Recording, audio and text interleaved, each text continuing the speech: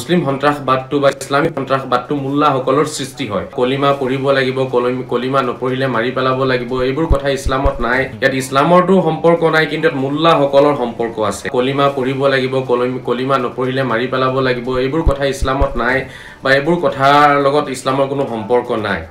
কিন্তু ইয়াত কিছুমান ব্যক্তি আজি পাকিস্তানেৰ হওক বা বাংলাদেশৰে হওক বা তেওঁলোকে যিবোৰ কৰ্ম কৰিছে, ইয়াত ইছলামৰটো সম্পৰ্ক নাই, কিন্তু ইয়াত মুল্লাসকলৰ সম্পৰ্ক আছে। এই মানসিকতাটো যিটো আমাৰ মুছলিম সন্ত্ৰাসবাদটো বা ইছলামী সন্ত্ৰাসবাদটো মুল্লাসকলৰ সৃষ্টি হয়, সেইটো কোৰাণৰ সৃষ্টি নহয়। যিহেতু কোৰাণত আপুনি সূৰা নম্বৰ 5 আয়াত নম্বৰ 32 পঢ়ক, তাতে লিখা আছে এজন ব্যক্তিক যদি আপুনি এজন নিৰীহ ব্যক্তিক হত্যা কৰা মানে গোটেই পৃথিৱীৰ মানুহক হত্যা কৰা হয়, আৰু এজন ব্যক্তিক উদ্ধাৰ কৰা মানে হৈছে গোটেই পৃথিৱীৰ মানুহক উদ্ধাৰ কৰা। গতিকে কোৰাণে ইমান সুন্দৰ বাণী প্ৰকাশ কৰিছে, সূৰা নম্বৰ 5 আয়াত নম্বৰ 32 সকলোৱে চাব পাৰিব।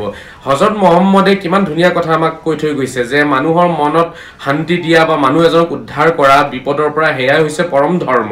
এই কথাষাৰ কৈ গৈছে। তাৰ পিছতো আজি আমি দেখিছো যে এই লা ইলাহা ইল্লাল্লাহৰ নামত যে হত্যা কৰা হৈছে, তাৰ মানে বুজা গৈছে এয়া আচল প্ৰকৃত ইছলামটো নহয়, মুল্লাসকলৰ ইছলাম। আৰু পাকিস্তানী মুল্লাসকল, বাংলাদেশী মুল্লাসকলে এইবোৰ কাম কৰি আছে, সন্ত্ৰাসবাদ সৃষ্টি কৰিছে, মানুহৰ মন মগজুত ভুল কথাবোৰ হুমুৱাই দি আছে। চিন্তাৰ বীজ অসম বা ভাৰততো আছে নেকি? ঠিক আছে, পাকিস্তানৰ আজি বেকআপ আছে, পাকিস্তানে বিচাৰিছে অশান্ত কৰিবলৈ আক্ৰমণ চলাইছে।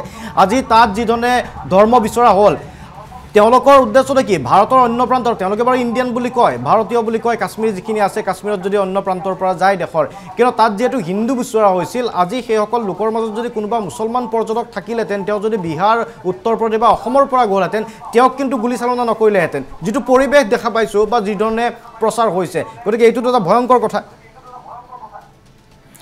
হয়, এইটো ভয়ংকৰ কথা, আৰু এই মানসিকতাটো আমাৰ মাজত লাহে লাহে বিয়পিব ধৰিছে। আমাৰ ভাৰতবৰ্ষতো মোৰ এনেকুৱা অনুমান হয় যে এনেকুৱা কিছুমান চিন্তাধাৰা বিয়পাই আছে আমাৰ মুল্লাসকলে। আৰু আপোনালোকে দেখিছে মই মুল্লাৰ বিৰুদ্ধে সদায় সৰব হৈ আছো আৰু সদায় থাকিম। আমাৰ যোগ্য সমাজকো কম, আপোনালোকেও এই কথাটো চিন্তা কৰিব লাগে। আজিৰ তাৰিখত এই মুল্লাসকলে তলে তলে তেওঁলোকে চাব, অসমৰ জাতীয় উৎসৱ পালন নকৰে, ভাৰতবৰ্ষক মাতা বুলি নকয়, ভাৰতীয় সভ্যতা সংস্কৃতি নস্যাৎ কৰি আছে। তেওঁলোকক কোনো ক্ষেত্ৰতে দেখা নাই, মই আজিলৈকে দেখা নাই যে তেওঁলোকে ভাৰতীয় সভ্যতা সংস্কৃতিৰ কাৰণে কিবা এটা মাত মাতিছে। একো মাত মাতা নাই তেওঁলোকে।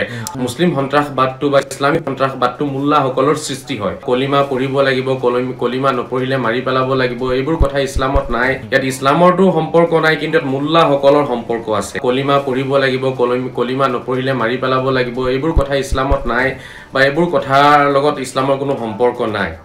কিন্তু ইয়াত কিছুমান ব্যক্তি আজি পাকিস্তানেৰ হওক বা বাংলাদেশৰে হওক বা তেওঁলোকে যিবোৰ কৰ্ম কৰিছে, ইয়াত ইছলামৰটো সম্পৰ্ক নাই, কিন্তু ইয়াত মুল্লাসকলৰ সম্পৰ্ক আছে।